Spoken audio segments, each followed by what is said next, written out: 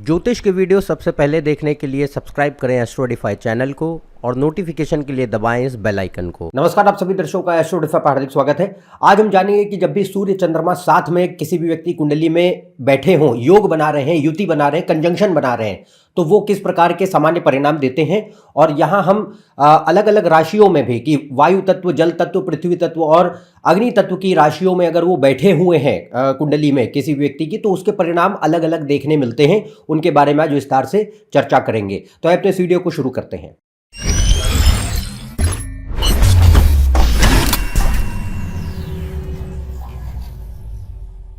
यदि आप मुझसे कंसल्टेशन लेना चाहते हैं तो ऊपर जो वेबसाइट पर जा सकते हैं, इसका लिंक डिस्क्रिप्शन में दिया हुआ है। और आप में से जो लोग भी इच्छुक हैं दर्शन शास्त्र में, धर्म में, अध्यात्म में, आप मेरे 2 नए चैनल उनको सब्सक्राइब कर सकते हैं। उनमें हम जो है अलग पक्षों से दर्शन शास्त्र के विषयों के बारे में चर्चा करते हैं कि हमारा असली अस्तित्व क्या है, ईश्वर कोई है भी कि नहीं है, और भी अन्य गहरे गूढ़ प्रश्नों के बारे में उसमें चर्चा होती है। उसके लिंक कार्ड सेक्शन में ऊपर दिखाए जा रहे हैं, डिस्क्रिप्शन में मौजूद है। आप से आग्रह है कि आप उन वीडियोस को देखें और काफ़ी नई चीज़ें नए तरीके से सीखने आपको मिलेंगी।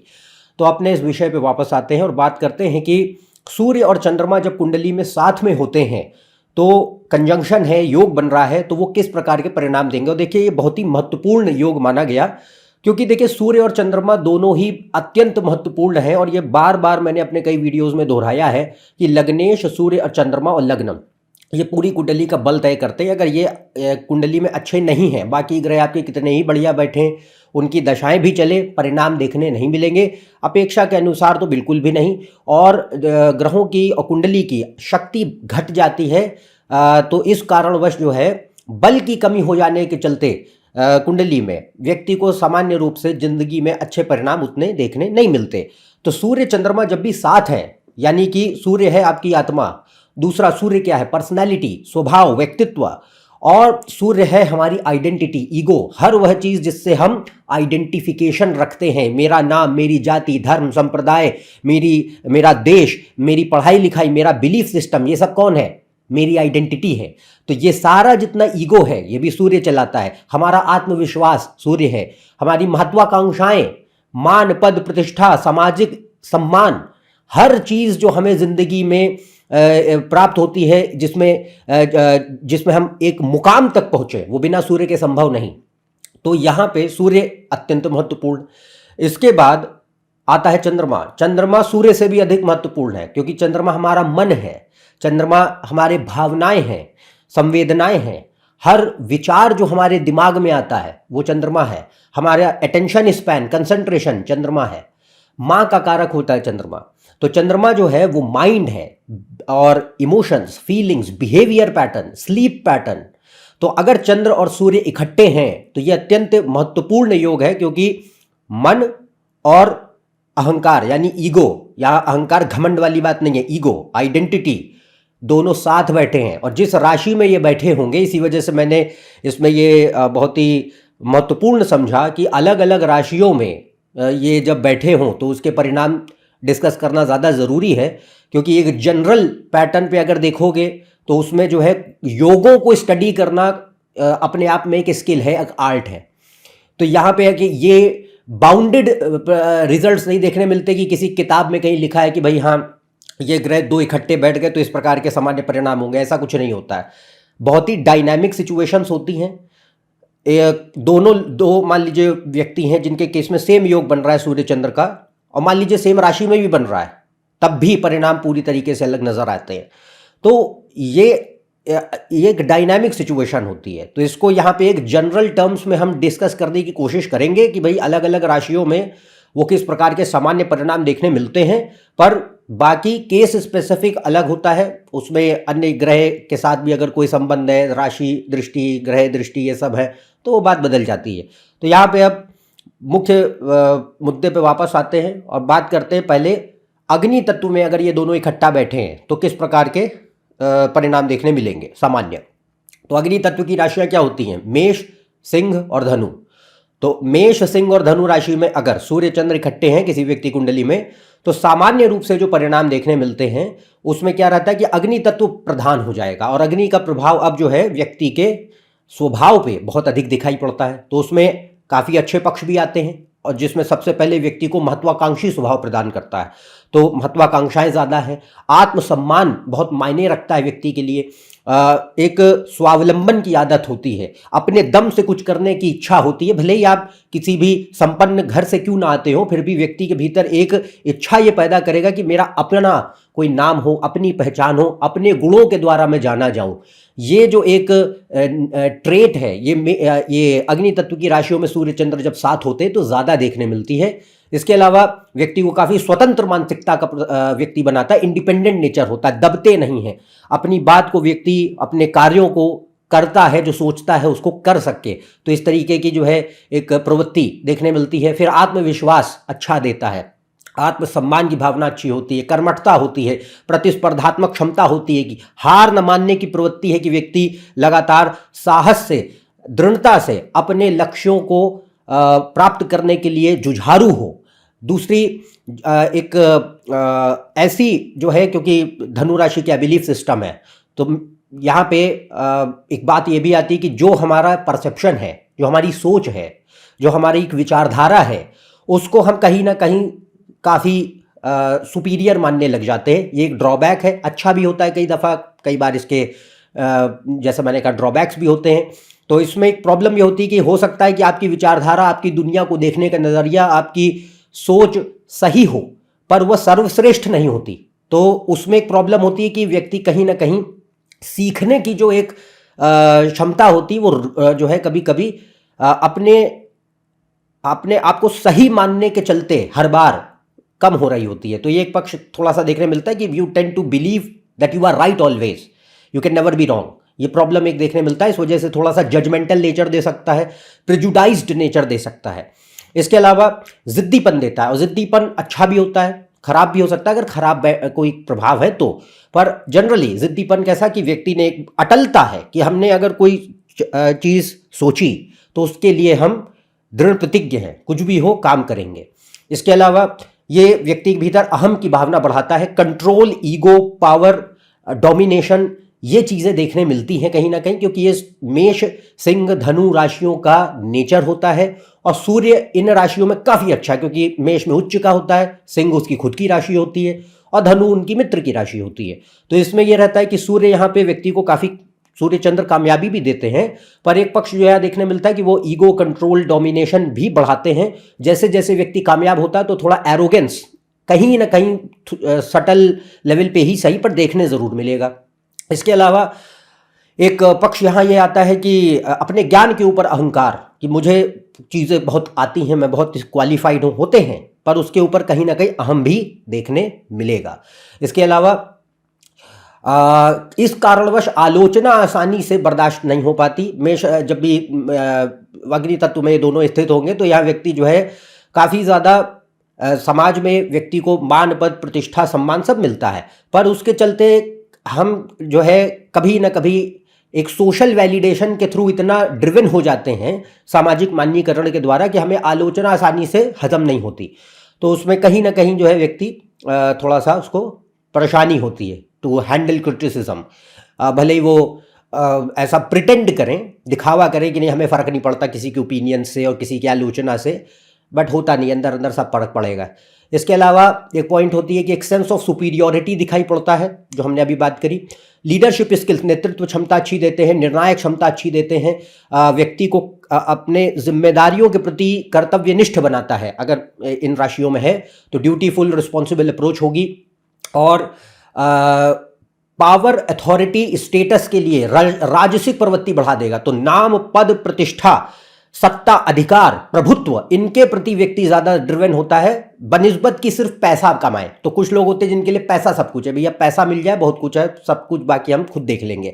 और कुछ लोग होते हैं जिनको पावर चाहिए, अथॉरिटी चाहिए, यश चाहिए, तो वो यहाँ पे ये सेकंड वाली कैटेगरी ज़्यादा देखने मिलती है। इसके अलावा फैमिली बैकग्राउंड अच्छा देता है, क्योंकि सूर्य क्या है, पिता, चंद्रमा है माँ। तो अगर इन राशियों में अच्छे बैठे हैं तो ये जो है एक अच्छे परिवार में जन्म दें, और माता पिता का पर्सनालिटी के ऊपर बहुत बड़ा प्रभाव होता है, छाप होती है, और रिश्ते अच्छे होते हैं। नैतिक मूल्य जो व्यक्ति के बनते हैं उनमें माँ बाप का बहुत बड़ा रोल होता है।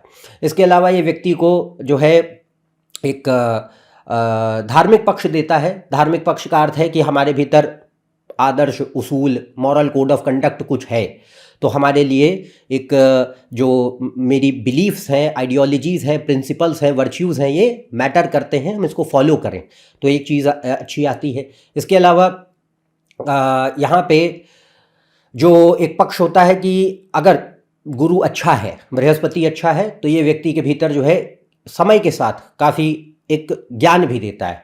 नॉलेज अलग होती है कि आपने पढ़ाई लिखाई क्या करी है, पर ज्ञान होता है कि व्यक्ति को अनुभव से काफ़ी चीज़ें ज़िंदगी में समझ आती हैं, अकल, विजडम जिसको कहते हैं, तो वो भी एक अच्छा पक्ष है। और ये काम करियर के लिए बहुत अच्छी स्थिति मानी जाती है। जो भी लक्ष्य होते हैं उनको प्राप्त करने के लिए बड़ी अच्छी स्थिति मानी जाती है। एक पक्ष जिसके लिए बहुत अच्छा नहीं माना जाता ये योग, वो होता है शादी ब्याह, मैरिज।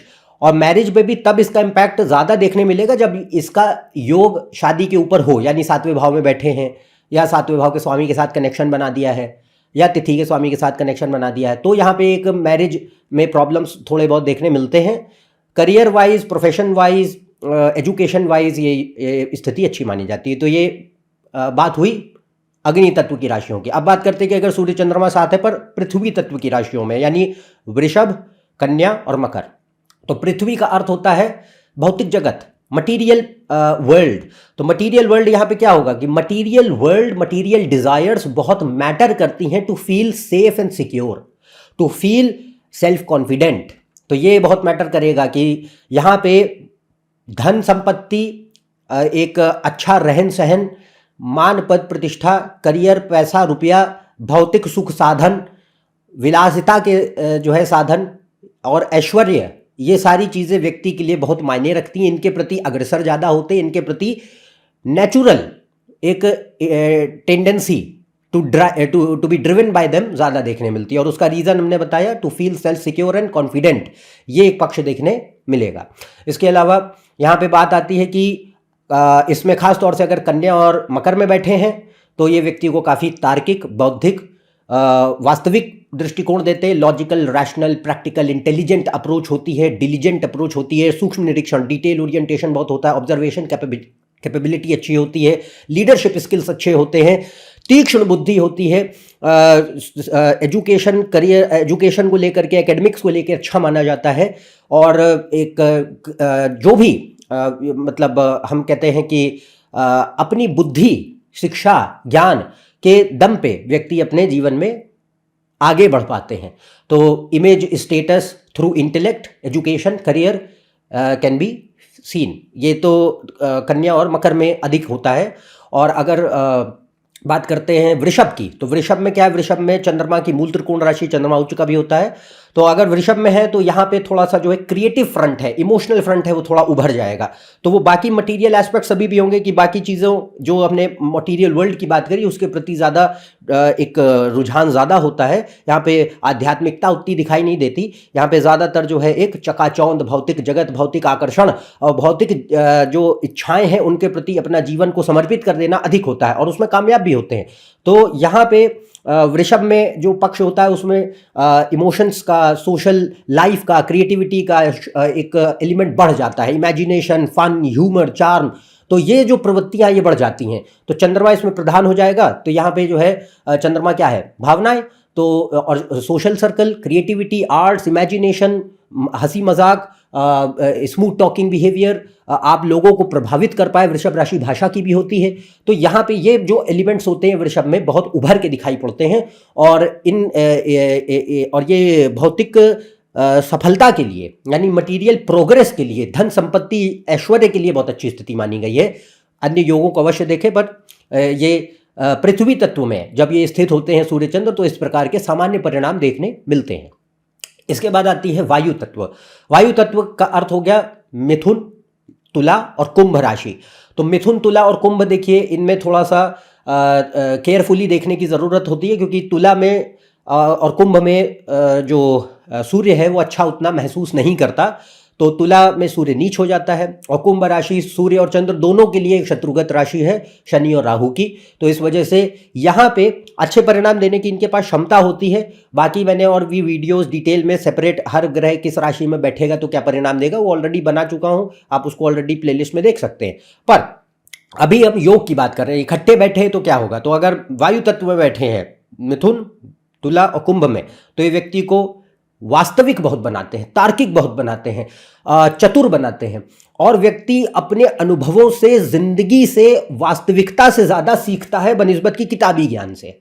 तो logical, rational, street smart nature है, रियलिस्टिक अप्रोच है, डिप्लोमेटिक है। ये नहीं कि जो हमारे एक जैसे अग्नि तत्व में क्या होता है, एक ऐंठ होती है, एक घमंड होता है, एक ना झुकने की प्रवृत्ति होती है, एक ये होता है कि नहीं ये हमने सोच लिया तो अब हम नहीं झुकने वाले हैं।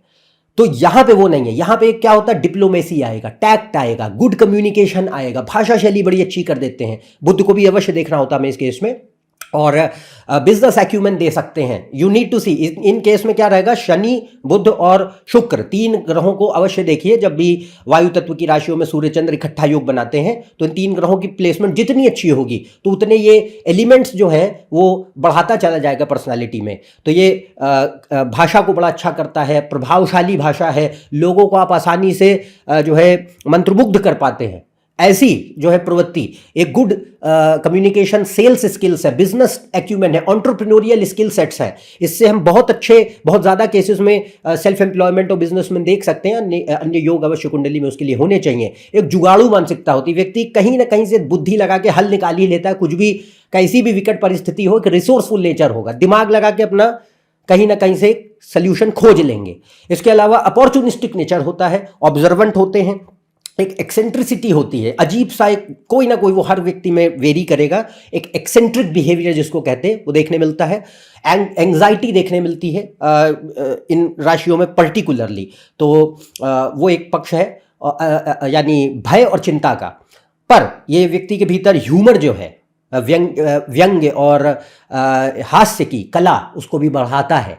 इसके अलावा क्विक विट देता है, हाजिर जवाबी है, एनालिटिकल अप्रोच है, रिसर्च अप्रोच है, किसी भी चीज़ को गहराई में जाके समझ करके इम्प्लीमेंट करने की कैपेबिलिटी वो भी देखने मिलती है। कीपिंग इन माइंड इन राशियों में शनि, शुक्र, बुध अच्छे होने चाहिए। अभी अगर कमज़ोर होंगे तो वो भी देखेंगे, बट पॉइंट ये है कि ये इसके अलावा व्यक्ति को क्रिएटिव भी बनाता है, क्रिएटिव है, इनोवेटिव है, नई आइडियाज़ खोज पाते हैं, नई तरीके से चीज़ों को देख पाते हैं। और ये डिपेंड करता है, ये भौतिक नेचर भी दे सकता है और आध्यात्मिक नेचर भी दे सकता है। आध्यात्मिक जनरली देखने मिलेगा कुंभ में, बाकी दोनों में कम देखने मिलता है, मिथुन और तुला में। पर कुंभ में अन्य योग अवश्य देखें, वो बहुत मायने रखते हैं। तो कुंभ अगर है और अन्य आध्यात्मिक योग अच्छे हैं तो ये आध्यात्मिक प्रवृत्ति देगा। अन्यथा ये भौतिक प्रवृत्ति ज़्यादा देता है कि जैसा, और भौतिक प्रवृत्ति में इसमें क्या होता है, टुवर्ड्स मनी ज़्यादा होता है। तो जैसे फायर साइंस की बात करी थी तो उसमें पावर की तरफ ज़्यादा जा रहे हैं, और इधर क्या होगा, पैसे की तरफ ज़्यादा जा रहे हैं। तो यहाँ पे बात ये होती है कि भौतिक इच्छाएं अधिक हैं, फुलफिल भी होती हैं, मटीरियल प्रोग्रेस के लिए अच्छा माना गया है। पर ये व्यक्ति को जो हमने ट्रेड्स बोले, इनके चलते एक ऐसा स्वभाव भी देता है कि व्यक्ति जो है किसी पे जल्दी विश्वास नहीं करते।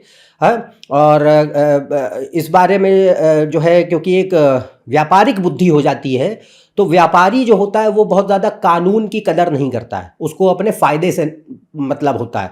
तो यहाँ पे एक धर्म का पक्ष उतना देखने नहीं मिलता।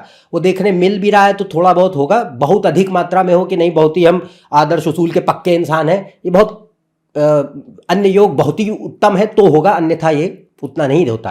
तो यहाँ इन केस में तो इसमें क्या होता है कि भाई ठीक है, अपना काम जो है वास्तविक रूप से हम पूरा करें, और भले ही जो है वो मतलब लूप होल्स के थ्रू भी हो तो भी चलेगा। तो ये एक पार्ट होता है कि यहाँ पे जो हम मॉरल्स, एथिक्स, प्रिंसिपल्स, वैल्यूज़, इनकी वो जो बात करते हैं वो एप्लीकेशन में उतनी नहीं दिखाई देती जितना कि आप बोलने में तो बहुत लोग बोल सकते हैं कि भाई हम ऐसे फला व्यक्ति हैं, बट एक होता है प्रैक्टिकलिटी में आप अप्लाई कितना कर रहे हैं, तो इसमें एप्लीकेशन में जो है दिक्कत होती है इस केस में।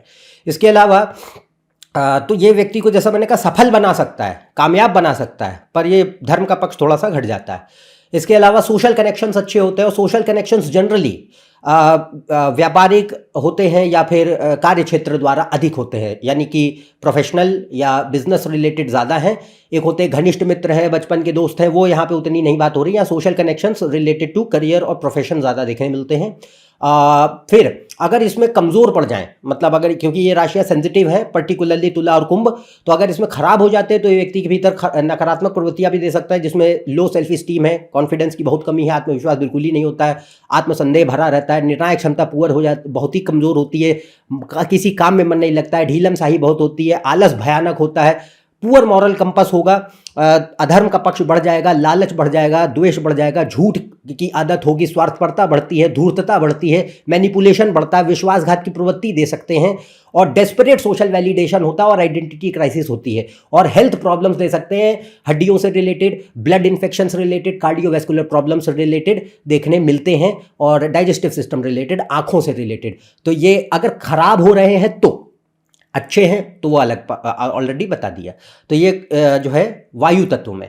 अब बात करते हैं अंतिम, वो है जल तत्व। जल तत्व यानी कर्क, वृश्चिक और मीन राशि में अगर सूर्य चंद्र इकट्ठे बैठे हैं तो यहां पर भी काफी अच्छे परिणाम देखने मिलेंगे, क्योंकि कर्क चंद्र की अपनी राशि है, वृश्चिक मित्रवत राशि, हालांकि इसमें चंद्र नीच होता है, बट अगर इसमें मंगल से सहयोग अच्छा है तो चंद्रमा अच्छे परिणाम दे पाएगा।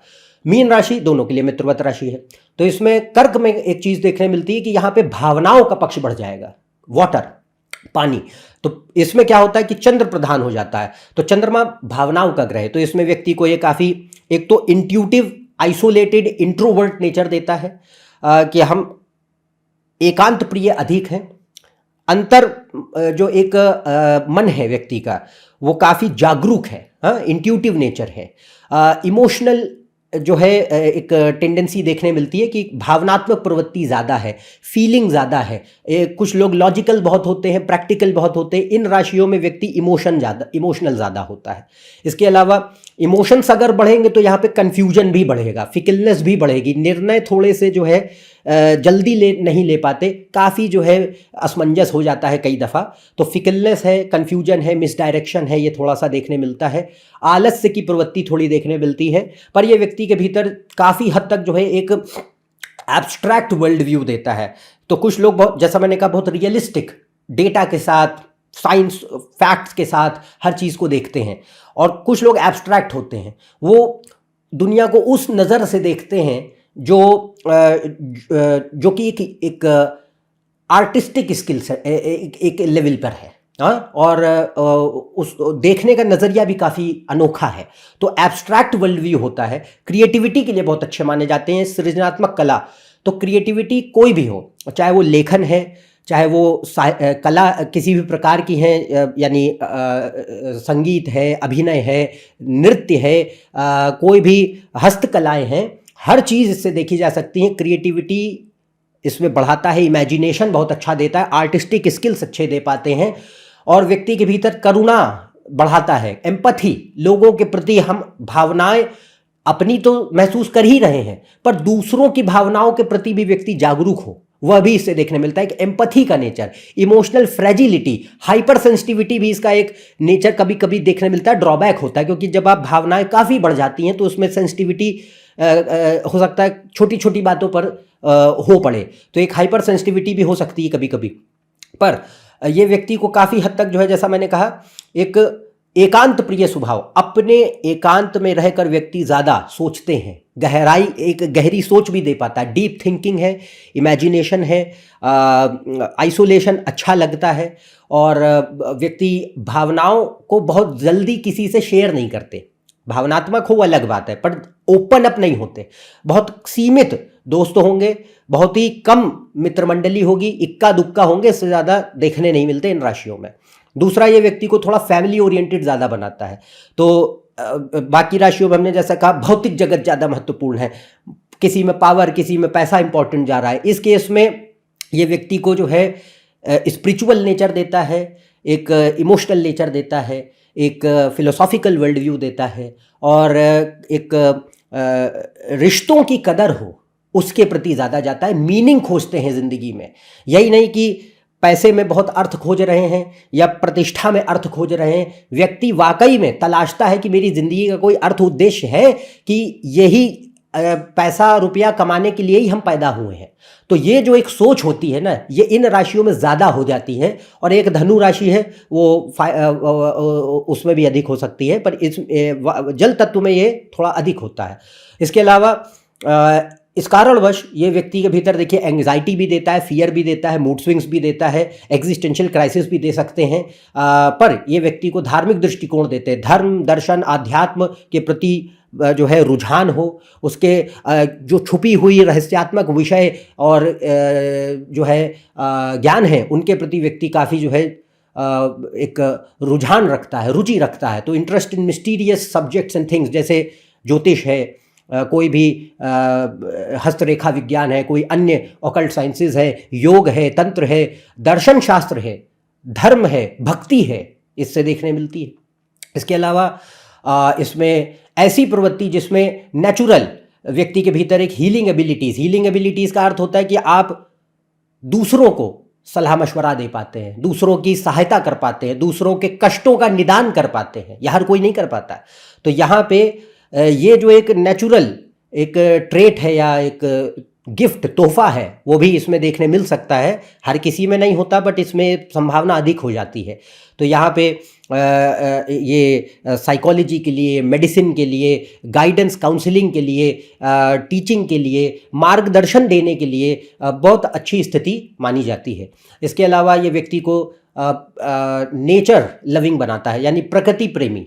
तो एकांत और प्रकृति के करीब ज़्यादा अच्छा महसूस करते हैं, बनिस्बत कि 10-12 लोगों से घिरे हुए हैं, वैसा उसमें उतना व्यक्ति आनंदित महसूस नहीं करता। तो इसमें liking for nature, travel, reading और मीनिंगफुल डिस्कशंस, फालतू बातें नहीं, स्मॉल टॉक्स इसमें बहुत कम होती हैं।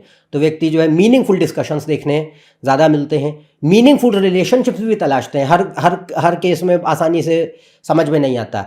तो ये भी एक चीज़ रहती है कि रिलेशनशिप्स भी, उसमें भी कोई अर्थ हो, कोई इस तरीके का व्यक्ति हो जिससे हमारी एक फ्रीक्वेंसी मैच करती है, हाँ, विचारों में एक जो है समानताएं हैं, हाँ, ये एक देखने मिलती है। और इसमें एक पक्ष ये होता है कि अगर इस राशियों में बैठ करके सूर्य चंद्र के अलावा अन्य ग्रह खराब हो गए हैं या रोगों के योग बना दिए, तो ये मानसिक रूप से परेशानियां ज़्यादा देता है, मेंटल प्रॉब्लम्स ज़्यादा देता है। अब वो मेंटल प्रॉब्लम्स किसी भी स्केल की हो सकती है और किसी भी तरीके की हो सकती हैं। तो वो सिंपल एंग्जाइटी, फियर से, डिप्रेशन से लेकर के क्रॉनिक जो साइकोलॉजिकल मेंटल डिसऑर्डर, साइकोसिस होते हैं, सब देखने मिल सकते हैं अगर ख़राब हो जाए तो। यहाँ पे हमने जो है एक ओवरऑल चारों तत्वों की राशियों में जब सूर्य चंद्र इकट्ठे हों तो क्या सामान्य परिणाम हो सकते हैं, उसके बारे में हमने आज चर्चा की। उम्मीद है आप काफ़ी जो है इसमें चीज़ें समझ पाए होंगे और आपको वीडियो पसंद आया होगा। यदि आप मेरे इस चैनल पर नए हैं, नीचे दिए हुए सब्सक्राइब बटन पर सब्सक्राइब कीजिए। ज़्यादा जानकारी के लिए आप मेरी वेबसाइट, फेसबुक पेज, इंस्टाग्राम पर जा सकते हैं। इनके लिंक डिस्क्रिप्शन में मौजूद हैं। अन्यथा हम आपसे अगले वीडियो में फिर से मिलेंगे। तब तक के लिए आज्ञा दें। नमस्कार, धन्यवाद।